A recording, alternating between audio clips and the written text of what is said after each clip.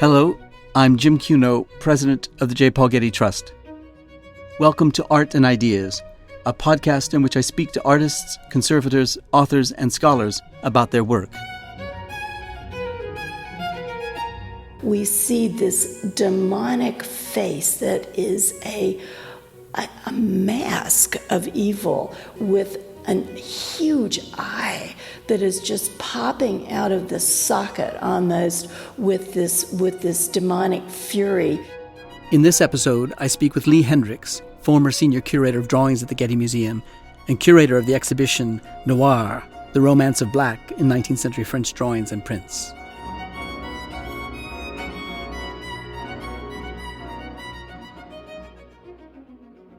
Nineteenth century France was preoccupied with the color black.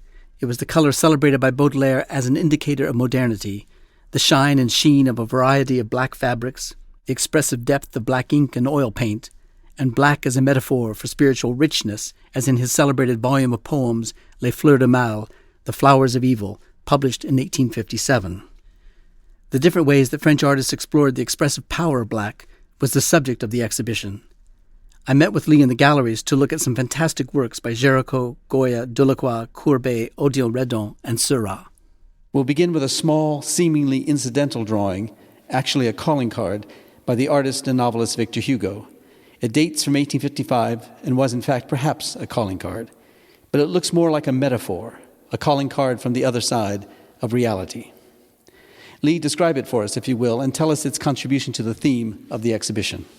You have to get very close to it to see what's actually going on. It's a very mysterious piece. You see a puff of smoke, kind of liquid smoke in the dark depths of the cosmos. And from this puff of smoke, if you get very close, you see a kind of form materializing. Underneath the form, you can make out the letters Victor and backwards Hugo floating in the cosmos as a kind of a chair. And on top of it is a separate tiny piece of paper that's glued over it in pen and brown ink and some brown wash and whitewash. And if you look at it, there's a tiny castle with a looming black shadow of that castle that looms in the background. So you see a puff of smoke, the name of Victor Hugo supporting this little calling card with a castle in it. Now that castle, we believe, is Guernsey, where the artist was living in exile after the coup d'etat of Napoleon III. So was it actually, do you think, a calling card? I mean, was it for someone that he made it? Or was it just a metaphor? Yes, he made a number of these calling cards as kind of very complex self-reference that he would send back to his friends in France. Yeah. So it's not uncommon for Victor Hugo to have made this drawing or drawings like this. He made drawings for decades prior to this drawing. Is that correct? That's correct. He was always exploring the unknown and themes of darkness in his drawings, absolutely consistently. And he had a range of subjects.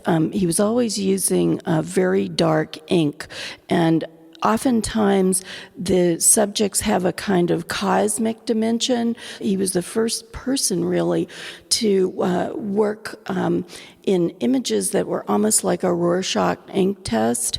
He called them his tashes, his touches. And this particular drawing kind of grows out of that search for the form in the black cosmos. But in this particular case, it's his name, it's his identity.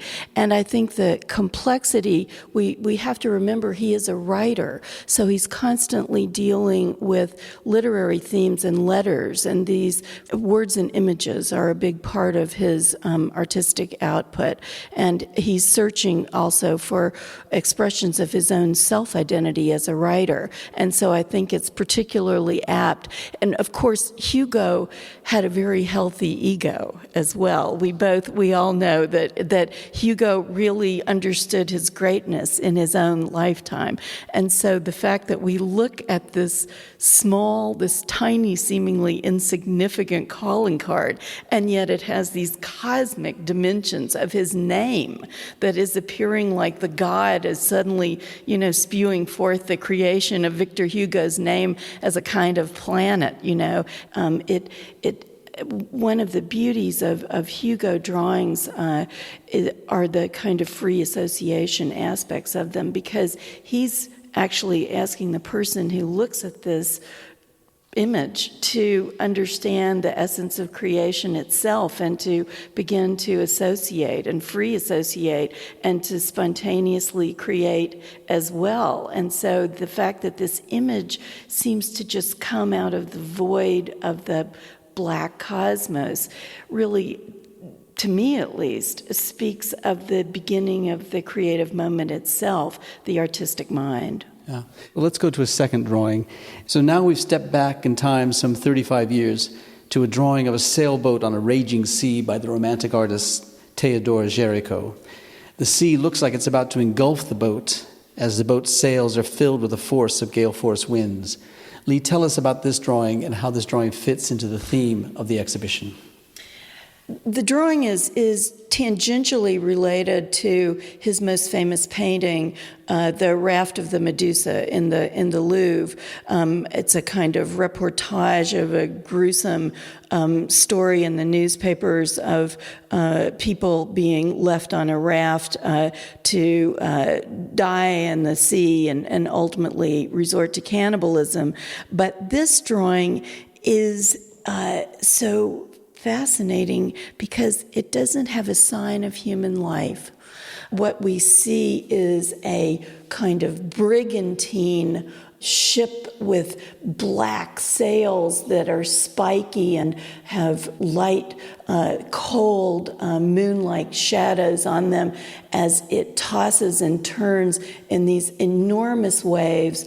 You can see the white watercolor and the black ink on a ground of kind of light tan paper, and these huge waves, one coming up in the cold moonlight of the sea, the other in the black darkness almost spilling out of the page, engulfing the ship, and then the tiny, very thin wash indication of a boat that disappears on the horizon, a kind of metaphor for the disappearance of hope altogether.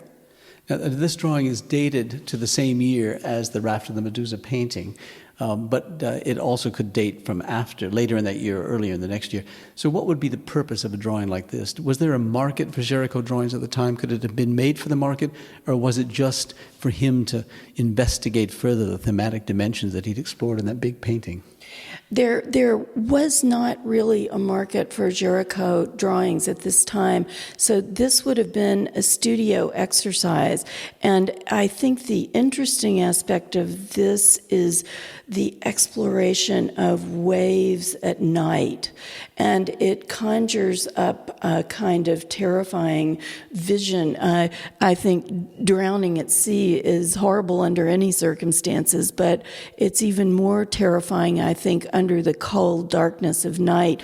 Now, we know that Géricault studied the theme of drowning at sea, the theme of the terror of the sea itself, from the newspaper accounts of the Medusa, the Raft of the Medusa, that prepared for the Raft of the Medusa. Would he have seen the sea? Would he have gone out onto the sea himself? Would he have experienced some of this terror himself? Yes. He actually visited Le Havre to understand the water itself. And we think that this study, there are other studies of waves that date from this experience. So he truly was trying to build a real firsthand knowledge of the action of water, and I have no doubt that he then studied it at night. Now, it looks very much like the Hugo drawing that we saw, which postdates the Géricault drawing by some 30 years. Was Hugo, over the course of those 30 years, aware of Géricault's drawings as a kind of model for his own work? He was certainly aware of Géricault's paintings and quite possibly his drawings. Géricault was such a seminal figure for both writers and visual artists.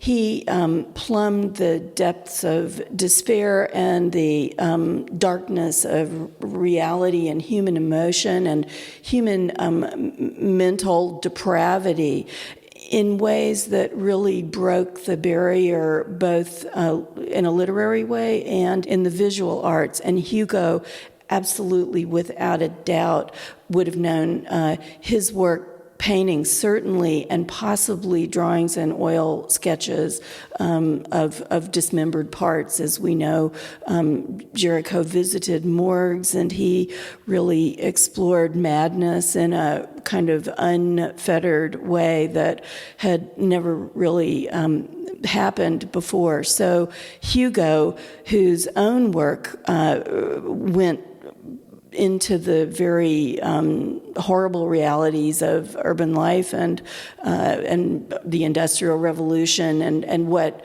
really had befallen humanity, certainly would have been very familiar with Géricault. So near to the Géricault drawing are prints by the Spanish artist Francisco de Goya, dating from the very end of the 18th century. They are complex, a mixture of etching, aquatint, dry point, and burin, and are beautifully inked in various shades of warm browns to deep blacks.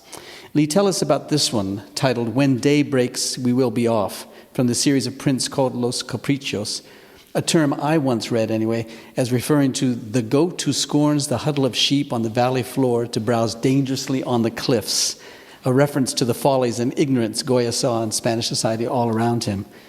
How does this relate to the theme of the exhibition, both the literary theme and the technical themes explored in the exhibition? That's quite apt. Foibles, human foibles in the most cosmically evil sense.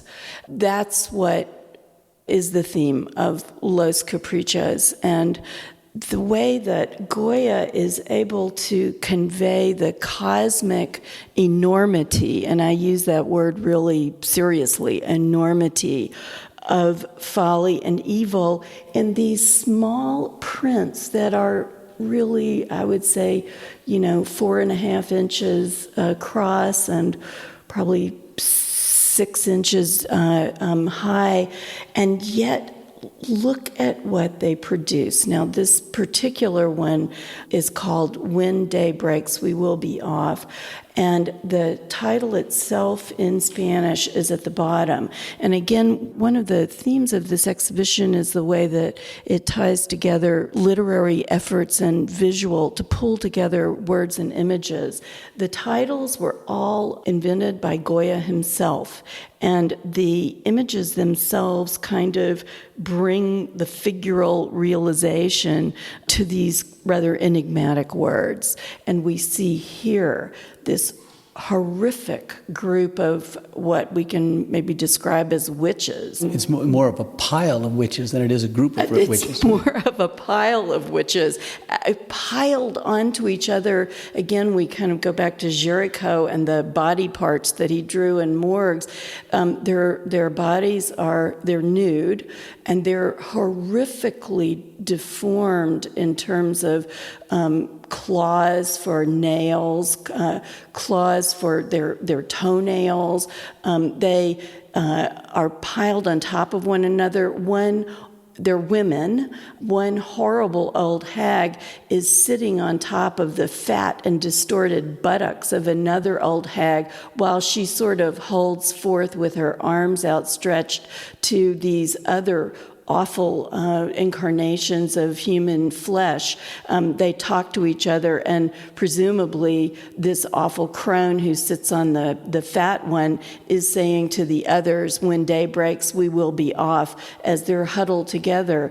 And what's quite marvelous about this whole series of Los Caprichos is that they all take place on the backdrop of the night sky, and they take place on a bare surface that really indicates the kind of surface of the planet, but it's always bare and it's devoid of any softening plants or growth. It seems to only give rise to these humanoid horrors.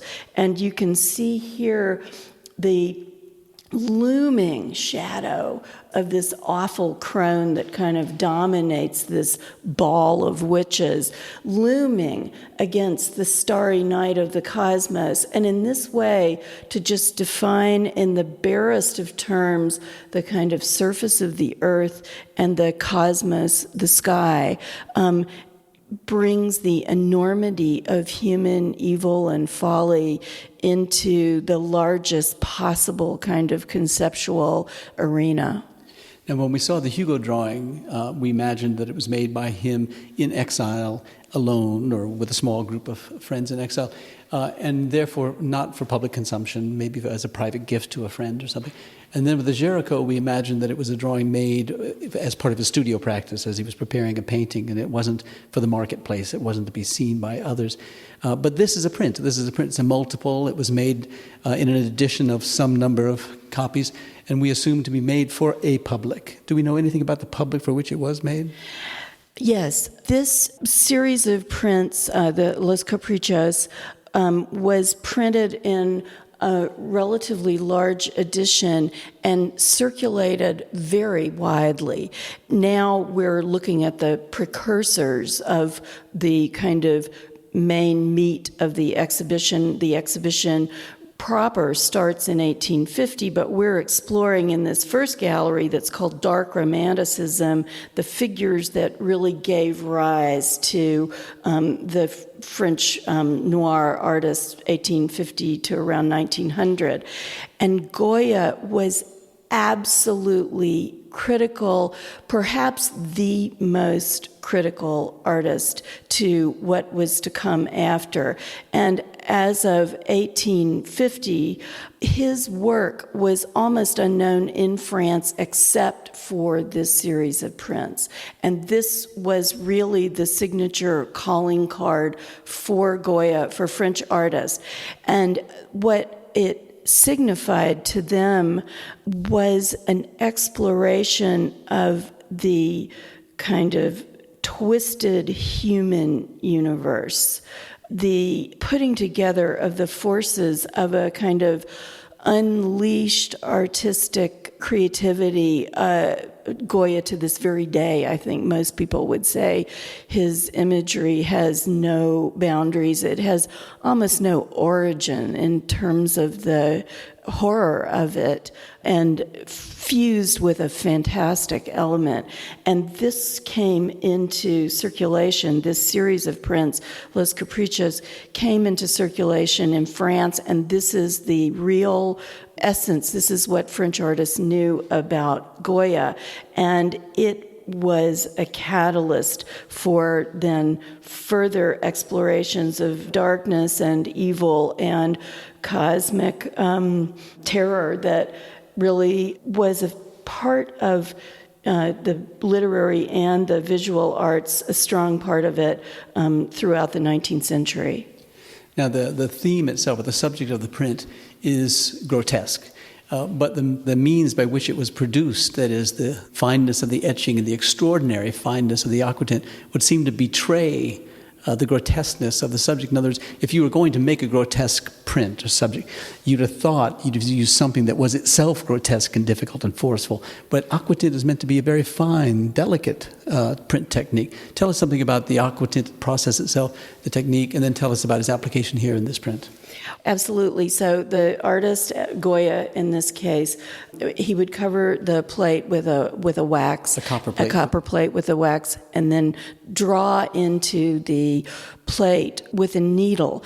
This technique as well is crucial for our story because printmaking at this time it had kind of ossified into a craft, and it was largely in the service of replicating paintings. And that was a whole technique that was highly, you had to go to special school, and it was not at all spontaneous. So what Goya does by using the technique of etching, where it's absolutely free, I mean, it is drawing. It's a form of drawing on the copper plate. Cutting through that wax is very easy to do relative to cutting directly through the metal of the plate. Exactly. Relative to engraving that cuts into the metal of the plate. With etching, you just draw freely into the wax. You don't even apply pressure. I mean, the needle itself, is like a pencil, really.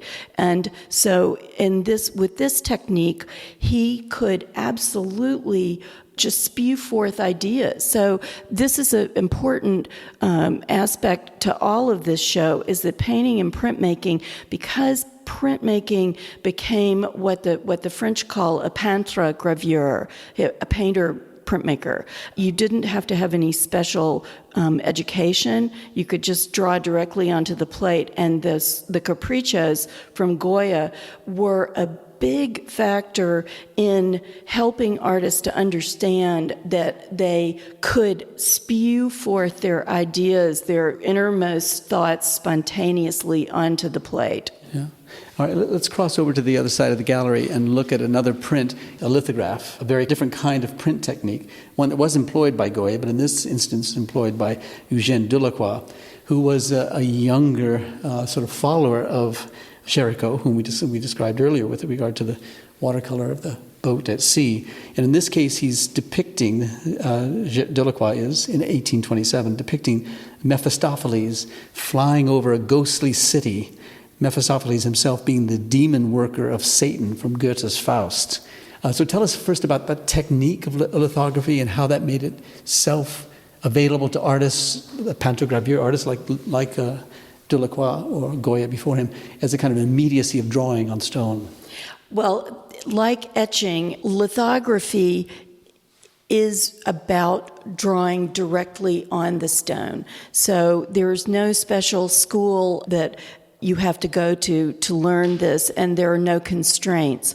It is simply drawing with a crayon, a water-resistant crayon, directly on the stone. It's water-resistant because it's waxy. Yes.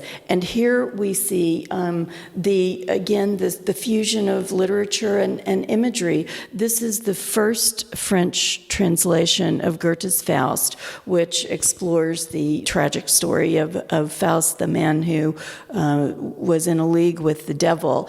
And in this image of Mephistopheles flying over the city, I think Delacroix has discovered creatively the most iconic Satan figure, one of the most iconic in the history of art.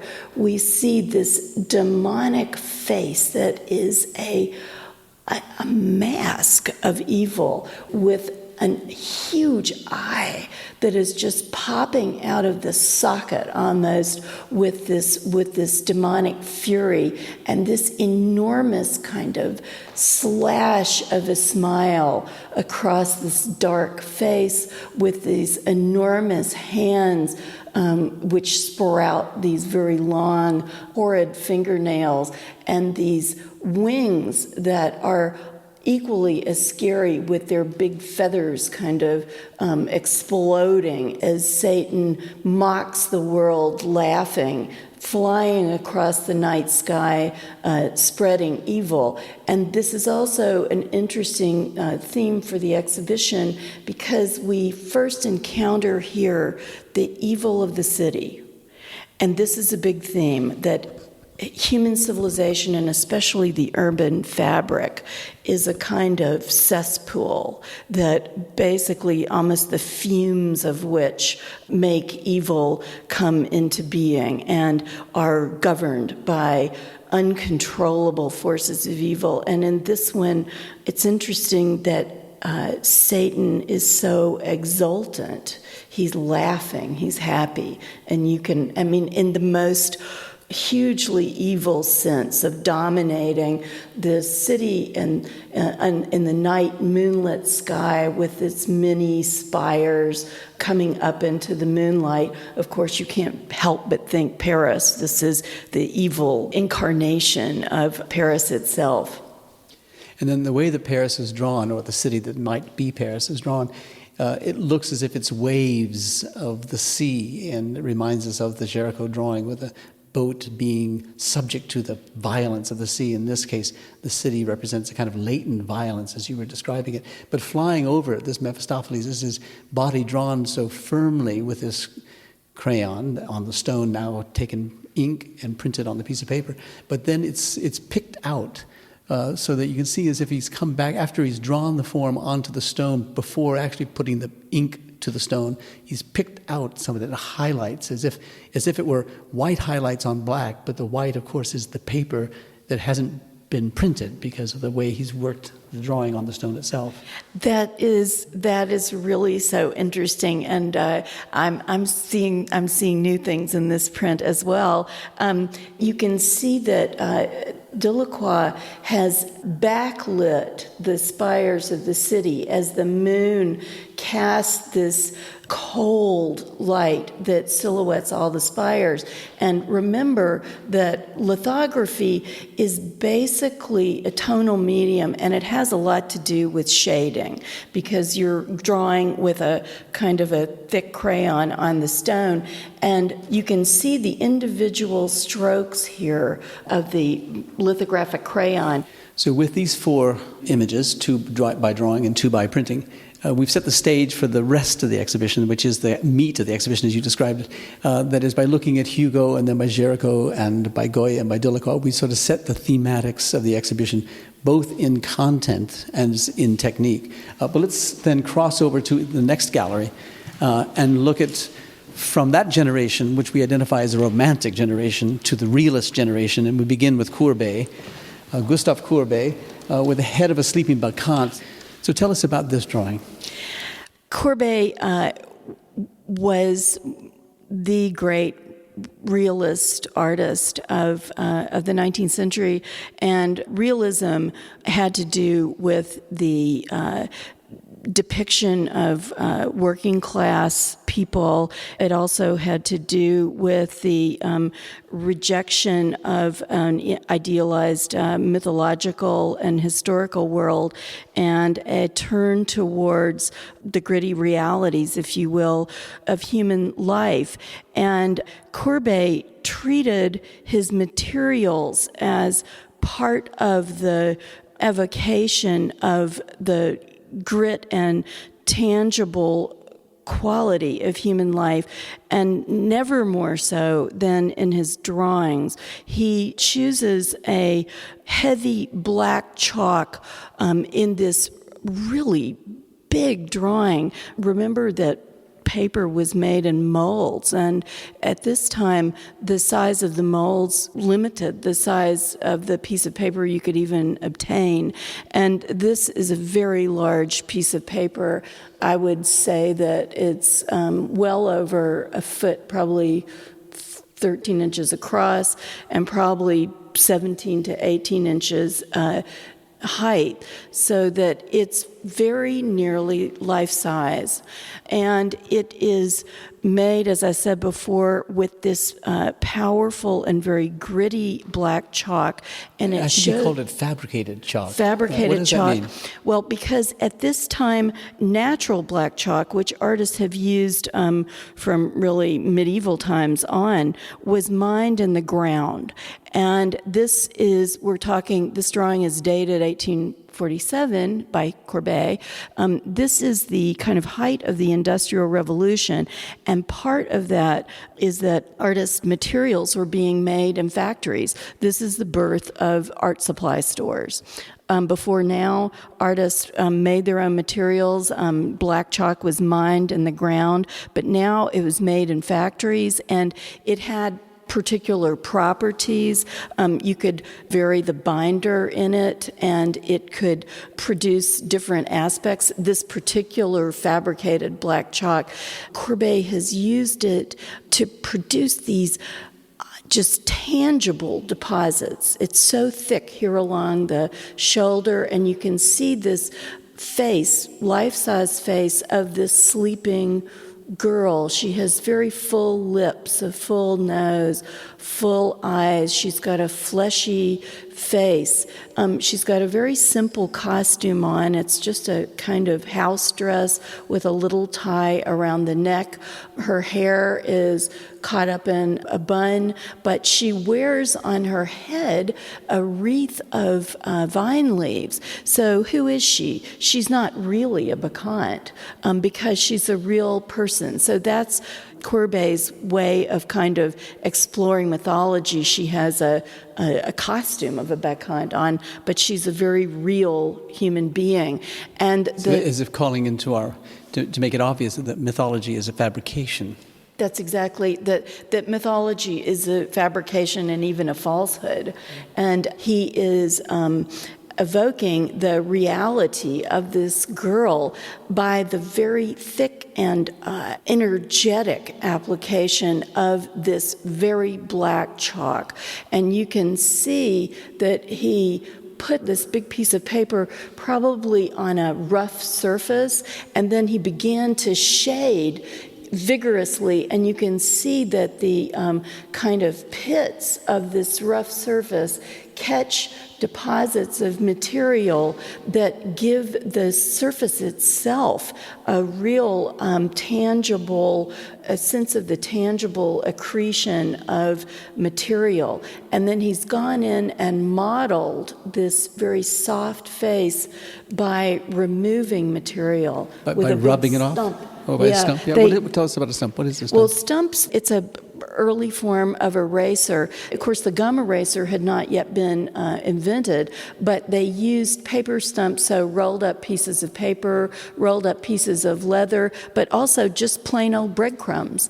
And it's not impossible that Courbet made the highlight of her cheek by removing it with breadcrumbs, and you can see the softness of the leaves, but also the three-dimensionality is made by stumping and removing these heavy deposits of chalk with various stumps or breadcrumbs. And also there's a physical quality. You can really see the action of the artist's hand and his energy as he makes these thick strokes all over the drawing. So much action, in fact, that he makes the tendril of that vine leaf that flows down her beautifully illuminated neck actually with a needle. And he just carves right into the picture so that all of this brings her physically present, physically and materially present. Yeah, I mean, this idea that the realism that we associate with the term we associate with this kind of drawing or this kind of the art made at this period is both about the subject matter of it, that is to be seen, to be subject matter taken from real life, but also the reality of the means by which the subject matter is rendered in drawing or rendered in print. And I remember Charles Rosen and Henry Zerner writing about romanticism and realism and quoting Flaubert, who was so preoccupied with the reality of the materials, the words that he had to use and the sentence structures and so forth, that it was in the making of something and making apparent how that thing was made, that it was equally as real as the thing, the subject that was rendered in the thing made. This is absolutely true. And really, right here, we get the kind of seeds of what we associate with modernism, which is the almost primacy of the medium over the subject matter. It's only in its very nascent form here, but the materiality of the medium is almost first perceived here, and the deep deposits of this black and the grittiness of it is as much a part of the image really as the subject matter. Also, the presence of the paper, not just as something that can be covered up, but as something that can be dug into and worked. And he wants you to see the paper and the real accretion of media on the paper. So absolutely, we think of Courbet as the master of the kind of physicality of paint, but he was also one of the incipient lovers of the materiality of the drawing as an object. I think of anyone coming to this exhibition with the title that it has and the date parameters that are given for it, they would think to find Courbet. I think they would be very surprised to find themselves looking at a drawing by Théodule Ribot, an artist probably not known to most who would come, a drawing that is spectacular, this drawing in which there's this modeled face of a woman which seems to emerge from the inky darkness by the light of a torch or a fire or something that's kind of illuminating just her face, otherwise completely submerged in the darkness of the corner of a room. Ribot is an artist that most people will not have heard of. He is a unique draftsman, as you see here, and his preferred medium is black ink. And if you look at this drawing, and it's a head of an old woman in a black veil and a black dress, and this head emerges from deep shadows, but it is it's very wrinkled countenance and the drooping eyes, the large nose, the kind of crack of the aged lips is illuminated by a flickering light that you can only sort of imagine must be a candlelight. I mean, there's so much movement in it. And if you look at this drawing, you could swear that this highly contrasting, brilliant illumination that kind of dances over all of these wrinkles is made by white watercolor. It is so bright. But you look closely at the drawing, and you can see that the entire drawing is made in tones of black and gray ink, and these myriad and very irregular white lights that dance all over the wrinkles, the folds in her neck, her kind of Adam's apple, the lumps of her chin and her cheek and her eyes and her wrinkled forehead. You could swear that these were white paint, and in fact they are what the French call the reserves of the paper. They're the white paper. And so in making this drawing, which is entirely done with a brush, he had to plan, but in a very spontaneous way, plan to leave blank all of these white, tiny white, irregular, they're not really highlights in the old sense of the word where you could just pick out one highlight. They're just dotted all over this face as it emerges from nearly total darkness. And so technically, this drawing, it calls for a lot of control and a lot of inner planning. It's almost a negative as rather than a positive. In other words, what the image is what wasn't drawn. It almost looks like a photographic negative. It absolutely does, and I have to say that part of the story of this exhibition, I hope that people in the future will take the core of this exhibition and run with it, and photography has to have a role here.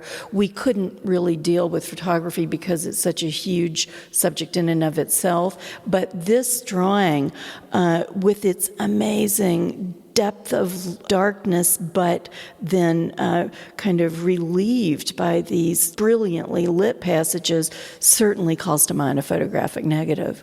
Now we've come to a wall of drawings and lithographs by Odilon Redon, the mysterious, elusive images of The Eye Like a Strange Balloon of 1882, next to a spectacularly evocative drawing of a radiant light or luminous light surrounding an eyeball-like orb with a detached man's head floating within or superimposed upon the eye's pupil.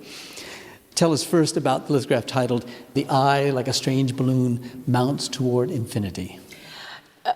We've talked about lithography as the capacity to draw directly on the stone, and this black and white lithograph could be a charcoal drawing. It shows the infinity of a sea, the surface of the earth. You define it. One of the aspects of Redon that's so intriguing is that he himself leaves so much to the imagination.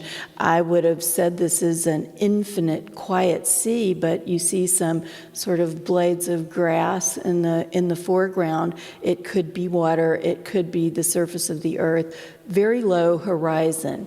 And the majority of the image is this sky that is filled with clouds, and upwards over this vast expanse of sea or earth or whatever floats this balloon. And the balloon consists of the gondola, which is a big plate carrying a severed head. Could this be John the Baptist? It might have a religious connotation, but from this head extend a whole host of threads of moorings that then attach to this large eyeball. There's no other way to say it. It is an eyeball.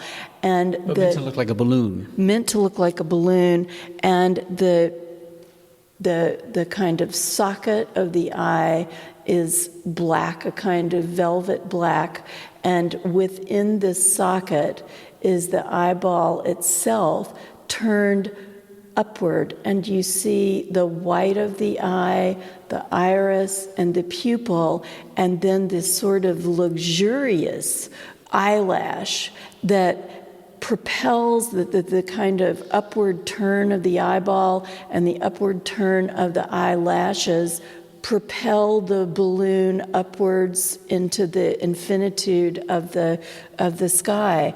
It is the opening print of a series entitled To Edgar Poe.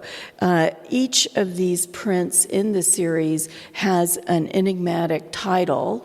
This one, as we've repeated, the eye like a strange balloon mounts toward infinity. The titles relate only obliquely to Poe's writings, but at that time, these visual artists thought of Poe as exploring boundless imaginary realms, and so Redon attempts to kind of parallel the boundless literary realms of Poe into his own series of images that themselves have no boundaries. And its reference to Poe, and indeed the reference to Poe, the titling of the entire series of prints to Edgar Poe, as if dedicated to him, is not a reference to a particular text by Poe, but rather to a sensibility that the two artists shared? That's exactly right. In much of this noir work, there's a hand-in-glove relationship to literature and to the verbal world of the imagination. And a lot of this could have been in response to the very industrial revolution that was flourishing at this time. I mean, remember, Paris was the city of sin in the minds of many evil, and there was a kind of capacity and urge to retreat into the world of the imagination, both literary and visual. And these series of prints like To Poe would have been discussed and kind of enjoyed in the privacy of a study. Yeah. Let's look at this other drawing. I know that this drawing is one that you recently acquired for the museum, and it didn't even make it into the catalog. It's so recently acquired. It's an astonishing drawing. Describe it, because it needs ample description. Redon is known towards the end of his career as one of the greatest pastel artists who ever lived. He was obsessed with color, but he only reached the discovery of color through the exploration of black. And the quality of charcoal, which is that it floats, is exactly the same as the quality of pastel. It floats too. It's made of these powdery particles. All of it has to be fixed. And this drawing marks a kind of halfway point between the noirs, the earlier charcoal drawings, and Redon as the full-blown pastel artist. It shows a severed head. that's surrounded by a round form in black charcoal flecked with brilliant blue cobalt that reminded me of the iris of an eye.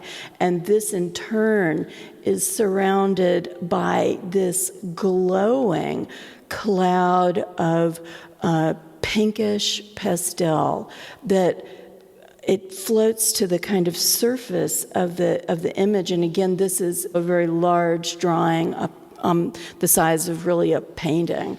And it seemed to me to be a head that kind of doubled as an iris with a floating eyeball in the pinkish floating cosmos. But other people, this drawing reminds them of a kind of John the Baptist type head on a dish.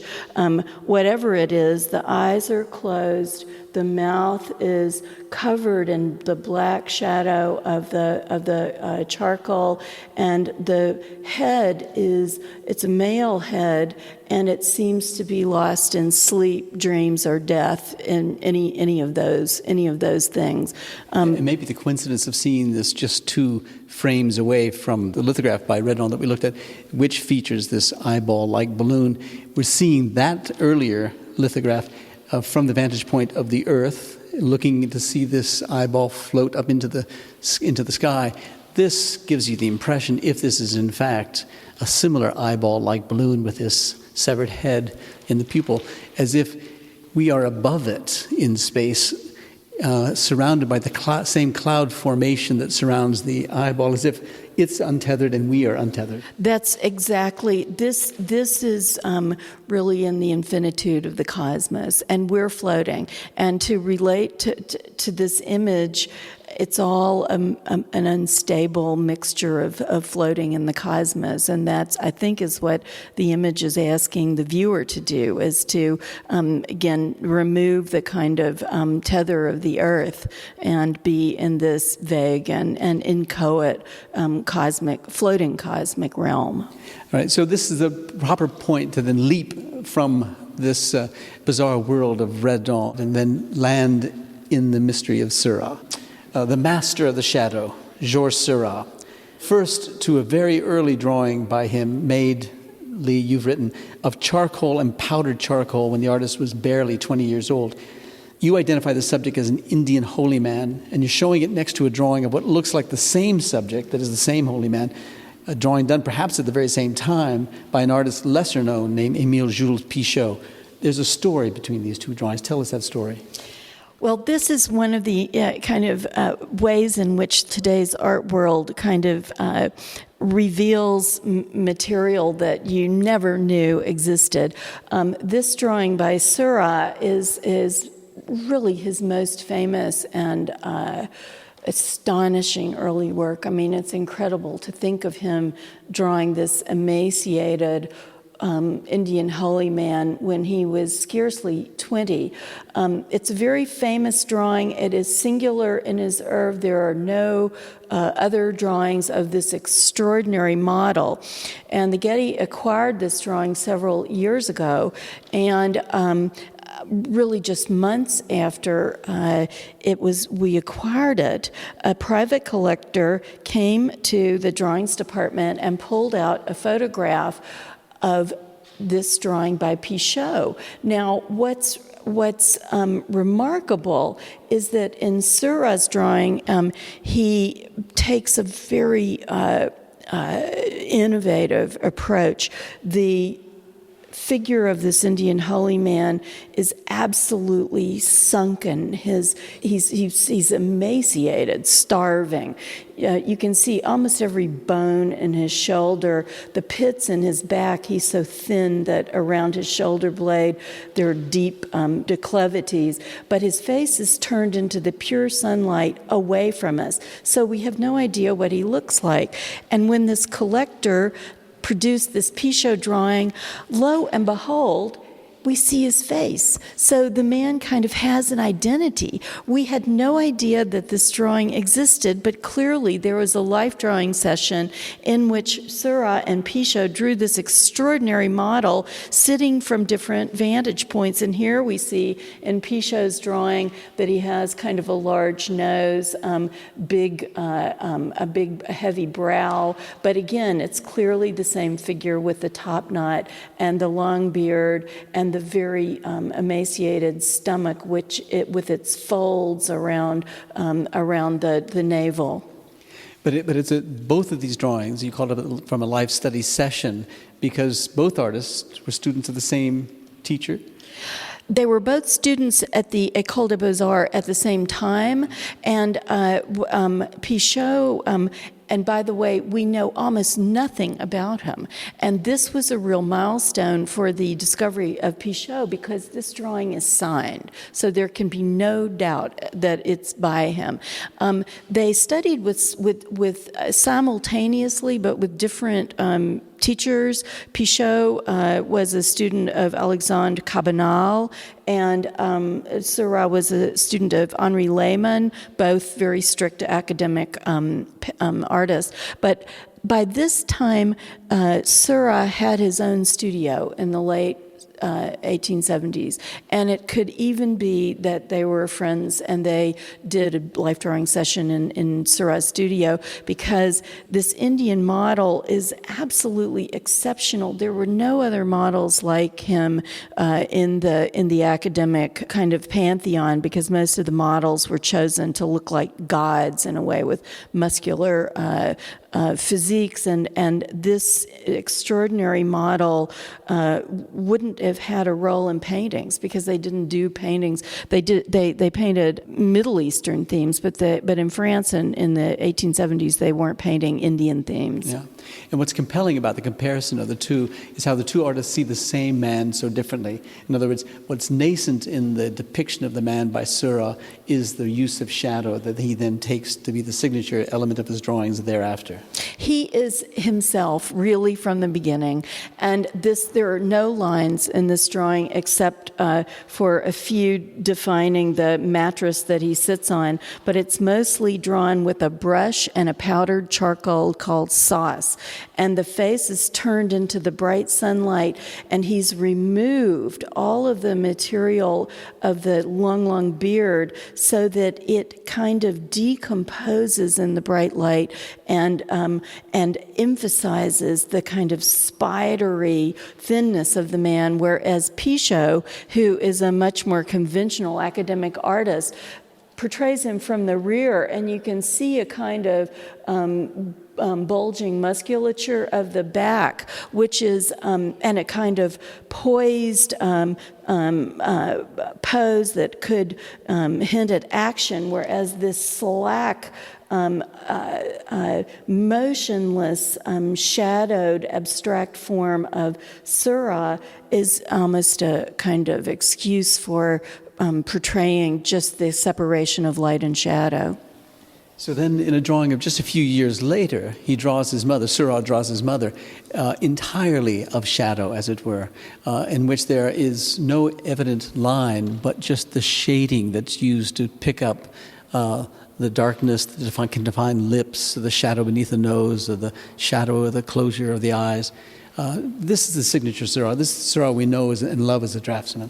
By this date of around 1882, Seurat had given up charcoal drawing, which, as we remember, is the powdery medium that you remove material with stumps.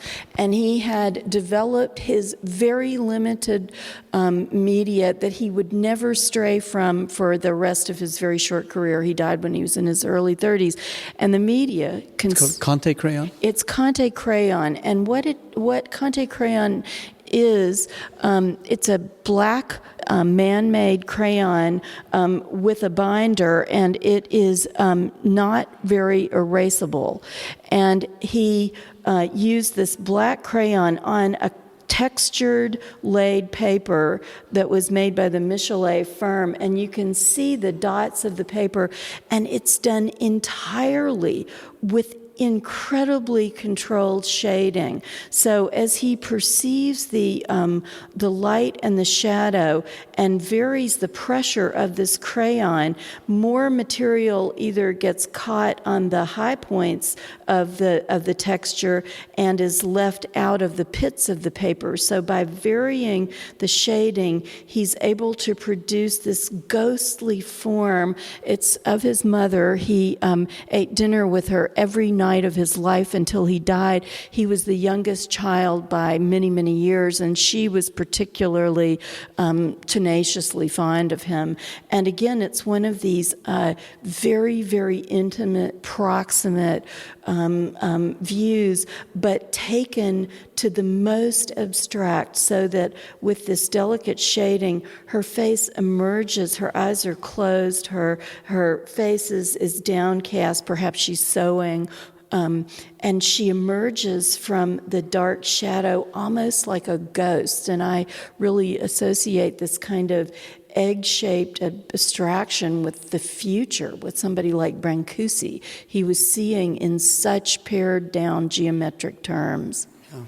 So we've come a long way, even within the same decade, from Red Dawn to Seurat. We've come a very long way from Goya to Seurat. This has been an extraordinary exhibition, Lee, and thank you for sharing your passion for darkness, at least in prints and drawings. The exhibition is beautiful. It's also haunting and mysterious, as appropriately so. So I want to thank you for the time that you've taken to talk to us on this podcast. It's a great pleasure, and I just encourage, I hope the exhibition can live on in the podcast, and I hope you can, the listeners can kind of conjure up the physical reality of this exhibition and go on to make their own discoveries, because there is quite a lot more to discover in all of this blackness.